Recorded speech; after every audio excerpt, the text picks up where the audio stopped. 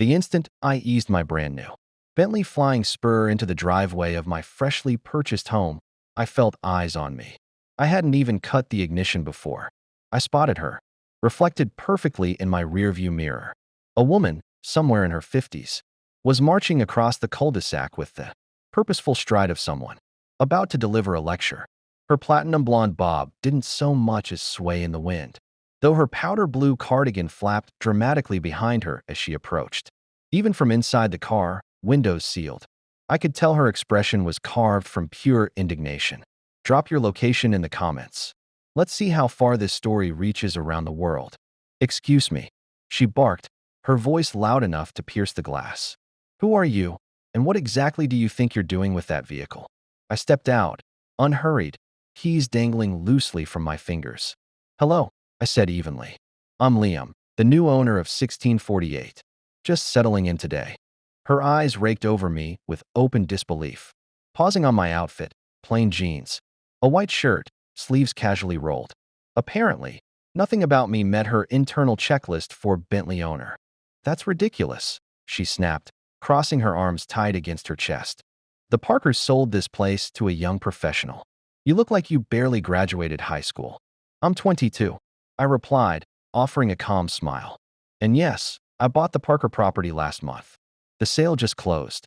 Her gaze sharpened as she prowled slowly around my car, inspecting every detail as though expecting to uncover a stolen vehicle. Report hidden under the paintwork. No one your age buys a car like this legitimately, she announced. I'm calling the police. We don't tolerate suspicious behavior in Maple Ridge Estates. I opened my mouth to respond, but she was already digging through her handbag for her phone. She whipped her phone out with theatrical flair, stabbing at the screen as she dialed 911, all while fixing me with an unwavering glare, like she expected me to bolt at any second. I folded my arms and leaned casually against the side of my car. This was hardly the neighborhood welcome I'd pictured, but I'd learned long ago not to let strangers' assumptions rattle me. After all, when you're the 20-something founder of a tech company that just sold for a mid-eight-figure sum, suspicion comes with the territory. Yes, operator, she announced into her phone, pitching her voice loud enough for the entire block to hear. There's a suspicious young man loitering outside a residence he clearly doesn't belong to, and he's standing next to a Bentley that's obviously stolen. I'm reporting a likely grand theft auto at 1648 Maple Ridge Drive. Please send someone quickly before he tries to flee. I exhaled through my nose and pulled out my own phone, shooting a quick message to my assistant to let them know the move-in was about to take longer than planned. When she finally ended the call, she looked downright triumphant. The police will be here shortly, she said, chin tilted high. I suggest you don't attempt to go anywhere. I'm not going anywhere, I replied evenly. This is my house and my car, but I don't think you told me your name. She straightened up as though about to deliver a State of the Union address. I'm Margaret Dalton, she declared, the pride unmistakable. President of the Maple Ridge Homeowners Association, 6 terms running. And frankly, you don't look like the sort of person who lives in our community. Of course her name was Margaret. The universe did have a sense of irony. Well, Margaret, I said, retrieving my wallet and flipping it open. I can assure you I am the rightful owner of both this property and this vehicle. Would you like to see the title documents? I have digital copies of everything. She waved a dismissive hand at my driver's license without so much as a glance. I've seen more than a few forged IDs in my day, she sniffed. And the HOA has a very thorough vetting process. People don't just appear here. For new homeowners, there's a screening process, Margaret declared, her voice dripping with authority. And I don't recall approving anyone who looks like you. That last part hit with a weight I'd felt before. I had a sinking suspicion she wasn't just referring to my age anymore. Her gaze swept over my brown skin with the same distrust she'd reserved for the Bentley's polished chrome. I inhaled slowly, steadying myself. Her prejudice was her burden, not mine.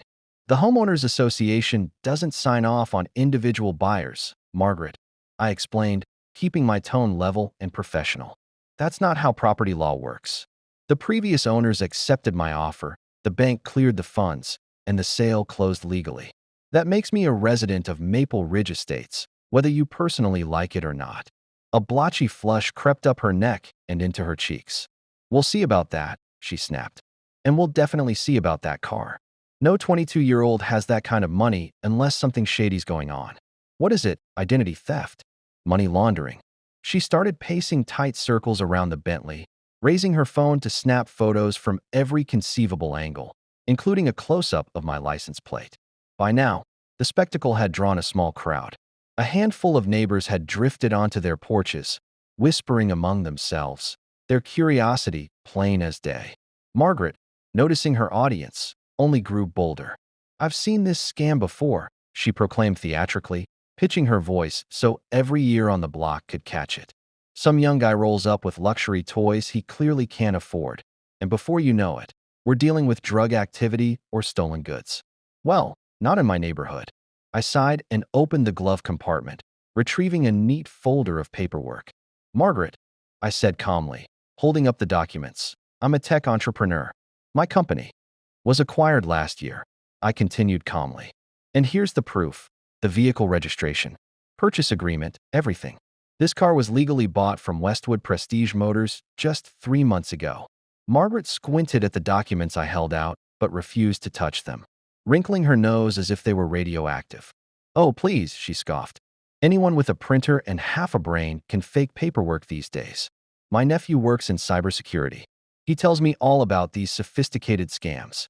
Just then, 2 police cruisers rolled into the cul-de-sac, red and blue lights painting the neatly trimmed hedges. Margaret's entire demeanor transformed, her scowl melting into a look of self-satisfied vindication. She tugged her cardigan into place and assumed a theatrical victim stance as the officers climbed out of their vehicles. "Officers, thank goodness you're here," she exclaimed, hurrying toward them like a hero welcoming the cavalry. "I caught this young man red-handed with a stolen luxury car. He's claiming he lives here. But I'm the president of the homeowners association, and I know every legitimate resident." The 2 officers approached cautiously. One was older, with a silver-flecked mustache and a steady gaze. The other was younger, clean-shaven, and watching the situation with quiet curiosity. "Sir," the older officer said to me, his tone measured but firm, "we received a report about a possible stolen vehicle. Could I see your license and registration, please?" "Of course, officer," I replied, handing over the documents I'd already prepared. "My name's Liam Reyes. I just closed on this property and was in the middle of moving in when this lady accused me of stealing my own car."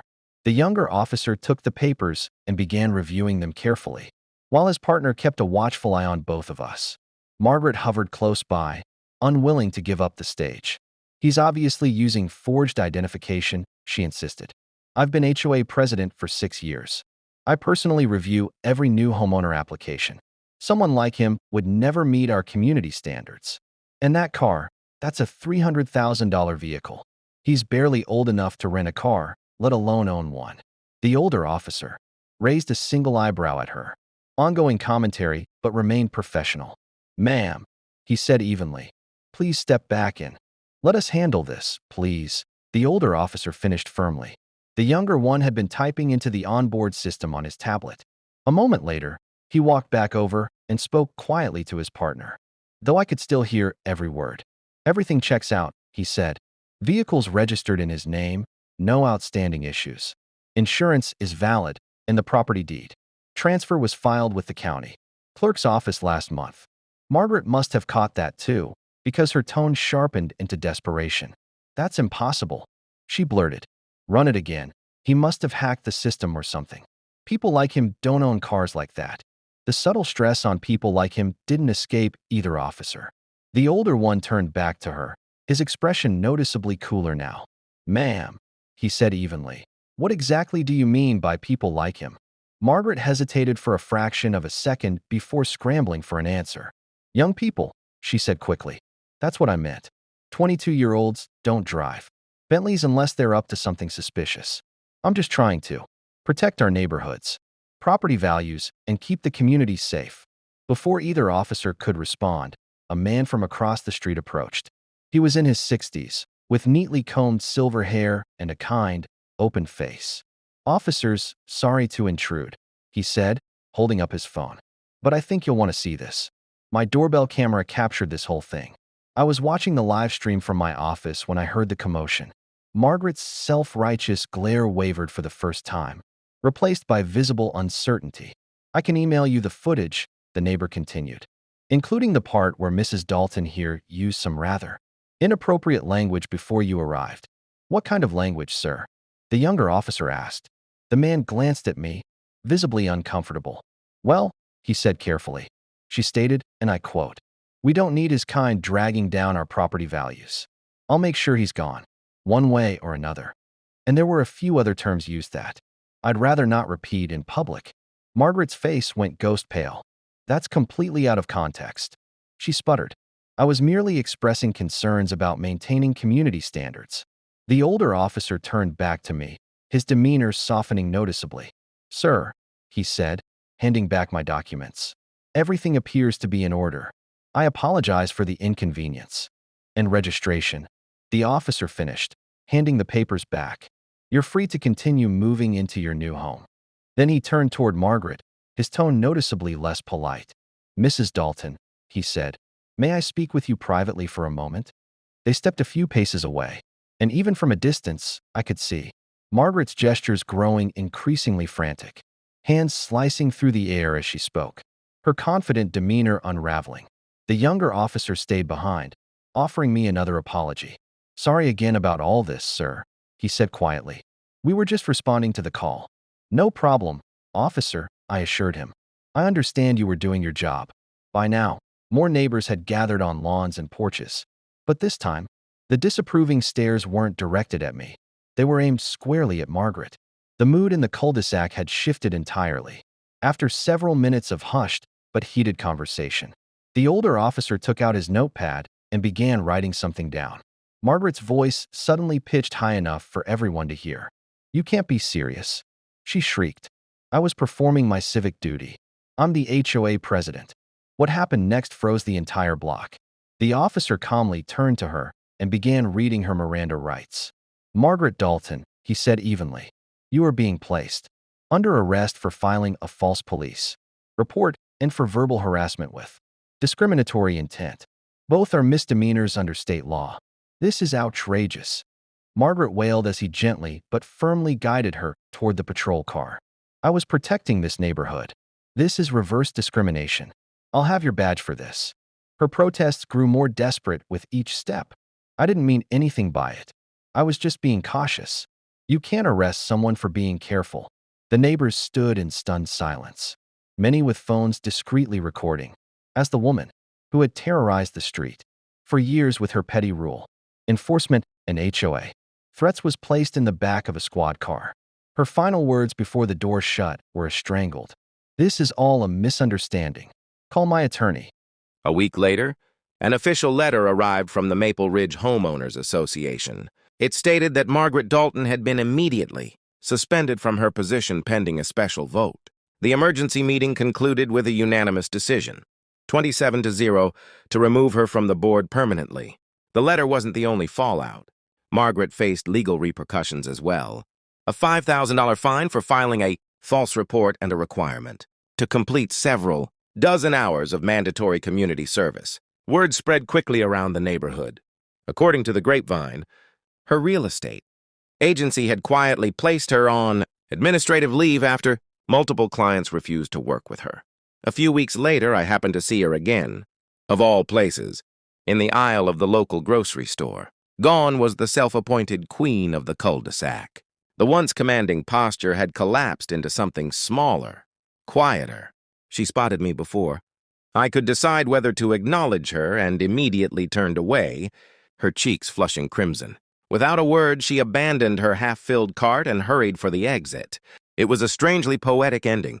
The woman who had ruled this community with intimidation and threats for years had watched her own authority evaporate, undone by the consequences of her own choices, and from the stunned, almost disbelieving look on her face as she fled the store, I could tell she still hadn't quite accepted how completely her power had vanished.